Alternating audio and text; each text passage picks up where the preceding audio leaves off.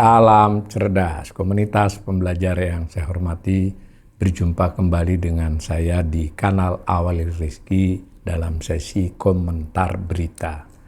Berita yang mau saya bacakan dan komentari ditayangkan oleh Bloomberg Technos berjudul BI imbau bank tak pasarkan SRBI ke nasabah retail dan non-bank. Tayangkan tanggal 22 Agustus 2026 jam setengah 4 sore.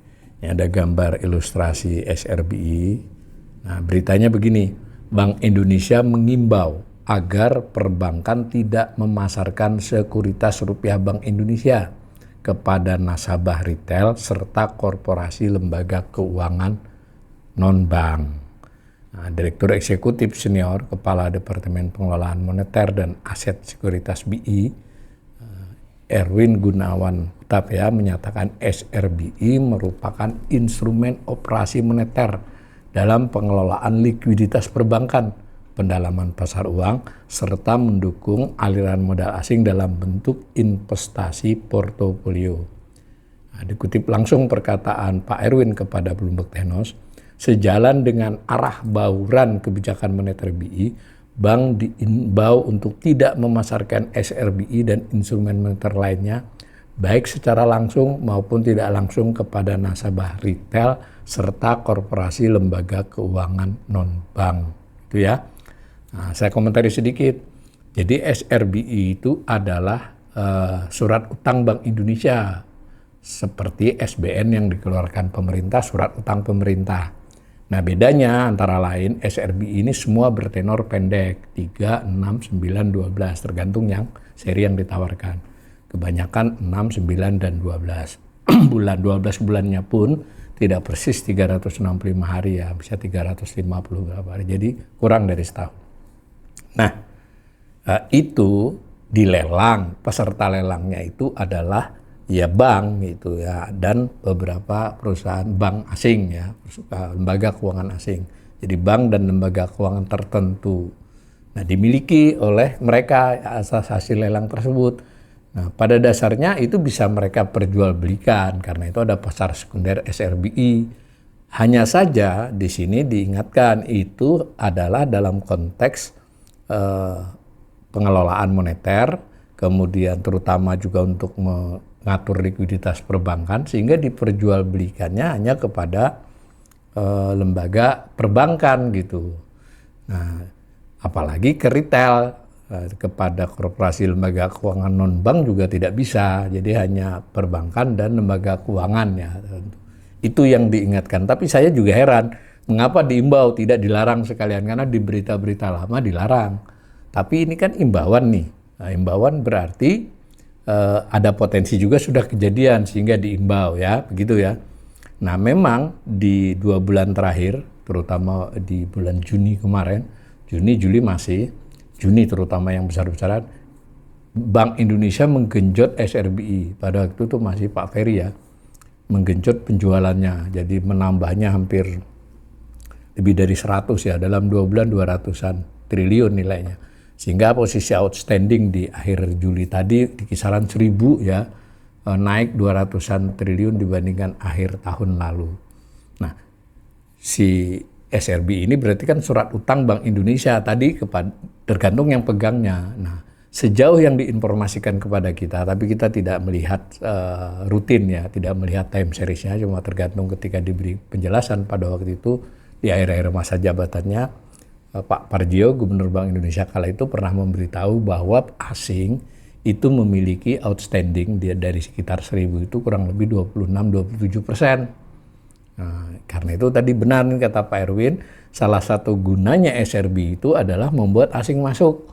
Dia rupiah, asing masuk kan memakai falas, jadi memperkuat cadangan devisa ya, dan juga memperkuat nilai rupiah, karena kan rupiahnya dipegang asing, mereka juga tidak mau rupiah merosot begitu saja.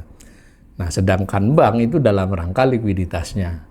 Nah, tetapi ketika mungkin bank mengalami sedikit kekurangan atau ingin mengoptimalkan dananya, mungkin terindikasi bank-bank menawarkan kepada orang per orang retail ya, dan juga kepada lembaga keuangan non-bank. Nah, tidak tahu tata caranya bagaimana sehingga dia bisa beli SRBI lebih banyak si bank ini. Nah, karena itu imbauan ini menurut saya tidak mungkin keluar ketika belum kejadian. Nah, yang saya sedikit ini kan mengapa tidak dilarang sekalian gitu ya. Nah, lalu kenapa juga itu terjadi? Jadi biarpun tidak diimbau, tidak dilarang, ya kalau tidak ada insentif untuk retail ataupun lembaga keuangan non-bank memiliki dan bank melakukan hal itu, ya tidak akan terjadi. Ada insentif. Mengapa? Karena di beberapa bulan terakhir ini yield si SRBI lebih tinggi dari SBN. Malah sempat sampai 7,7, tapi sekarang ya anggap aja di rata-rata 7,4. SBN sedikit turun juga di 7,1 untuk yang 10 tahun. Bahkan tanggal 14 Agustus ketika lelang berapa ya, rencananya melelang 9 seri yang 3 jangka pendek itu tidak laku sama sekali. SPN itu SBN yang jangka pendek kurang dari setahun tidak ada peminatnya, yang diminati yang 3, yang 5, 10 dan seterusnya. Nah, artinya karena mengapa? Karena si SPN itu kalah menarik dengan SRBI jauh. Ya, si SPN ini memang sempat mencapai 7 ya, hampir sama dengan bahkan dulu sempat inversi ya, lebih tinggi dari yang 10 tahun, tapi rata-rata sedikit di bawah. Masih jauh dengan SRBI. Berarti ada insentif kan? Ngapain pegang SPN kalau bisa pegang SRBI, si bank. Nah, bank mungkin lalu melakukan strategi taktik ya dia beliin nasabah meskipun itu milikan dia, entah bagaimana pencatatannya. Nah, maka ada insentif untuk pegang SRBI dibandingkan SPN jangka pendek. Jadi imbauan Bank Indonesia ini ada benarnya ya. Ini kan tidak sesuai. Tujuannya sebenarnya lebih kepada menarik asing, tapi belum bisa, hanya sampai 26%. Tapi sekurang-kurangnya membuat bank juga memiliki pilihan instrumen ya, tidak tidak terganggu likuiditasnya untuk memaksakan diri untuk pegang apa gitu ya. Nah, jadi menurut saya imbauan mengapa tidak larangan, atau lebih tepatnya lagi mengapa SRBI tidak dibuat sepadan saja dengan SPN jangka pendek supaya dia tidak menjadi insentif dan disinsentif terhadap bank untuk lebih memilih SRBI dibandingkan SPN ya, SPN jangka pendek. Nah, saya baca lagi. Erwin menjelaskan penyesuaian ini dilakukan agar SRBI lebih efektif menjalankan fungsi utamanya sebagai instrumen operasi moneter dan pengelolaan likuiditas perbankan. Benar ya ini. Yang saya sendiri mengomentari ini bukan tujuannya ini. Kenapa caranya itu justru menimbulkan tanda petik lubang untuk manuver buat pihak perbankan kan. Sementara kebutuhan investasi retail, korporasi, dan lembaga keuangan bank dapat lebih banyak disalurkan melalui instrumen pasar keuangan lainnya. Bukan SRBI maksudnya. Ya mau dibuat aturan yang lebih ketat mestinya kan. Atau tadi kalau tidak dibuat aturan yang lebih ketat, ya SRBI-nya jangan segitu dong. Ya seimbang saja sehingga nggak ada insentif untuk mengatur portofolio yang dipindah. Dengan demikian likuiditas dapat lebih optimal mendukung pendalaman pasar dan pilihan perekonomian ini menurut Pak Erwin ya. Nah, berdasarkan dokumen yang diterima Bloomberg Technos pada Kamis 20 Agustus 2006 mengeluarkan surat himbauan perihal tindak lanjut implementasi SRBI sebagai instrumen operasi moneter pro market. Nah, ada surat himbauan tersebut, ada nomornya ya. Saya ulangi komentar saya sebagai ekonom. Mengapa himbauan? Kenapa tidak larangan sekalian? Gitu ya. Kalau memang terpaksa harus berbeda yieldnya cukup signifikan begitu. Dalam surat tersebut terdapat 3 hal yang disampaikan, yakni pertama mengingatkan kembali tujuan utama penerbitan SRBI, yaitu sebagai instrumen operasi moneter dalam pengelolaan likuiditas, kemudian pendalaman pasar uang, dan menarik masuk aliran modal asing dalam investasi portofolio. Kedua, penguatan arah bauran kebijakan BI sebagai ditetapkan dalam rapat Dewan Gubernur BI pada 18-19 Agustus ditujukan untuk meningkatkan likuiditas dan mengurangi segmentasi likuiditas di pasar uang dan perbankan, serta meningkatkan kredit pembiayaan untuk mendorong pertumbuhan ekonomi. Normatifnya benar ya, tapi dengan memberikan SRBI yield yang sangat tinggi seperti itu kan tidak sejalan dengan tujuan-tujuan normatif, misal mendorong kredit kan begitu. Ya kan ada pilihan untuk pegang SRBI dong. Ketiga, mempertimbangkan tujuan penerbitan SBI yang sejalan dengan arah kebijakan BI terkini. Bank Sentral mengimbau agar bank tidak melakukan transaksi SRBI dengan mempertimbangkan pengelolaan likuiditas bank mengacu pada market conduct, tidak memasarkan SRBI serta instrumen moneter lainnya, baik secara langsung maupun tidak langsung kepada nasabah retail dan korporasi lembaga keuangan non-bank.